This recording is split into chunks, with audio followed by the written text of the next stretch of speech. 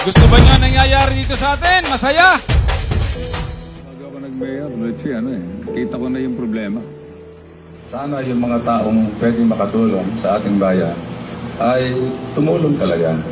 Noon pa ay sinasabi ko na ang paglilingkod sa bayan ay dapat ay nanggagaling hindi lamang sa isip, sa utak, kundi ang paraan natin ng pagpapakita ng pagmamahal sa bayan ay yung paglilingkod natin na nanggagaling sa ating puso. Puso, may puso, pagmamahal, hindi pansarili ang iniisip.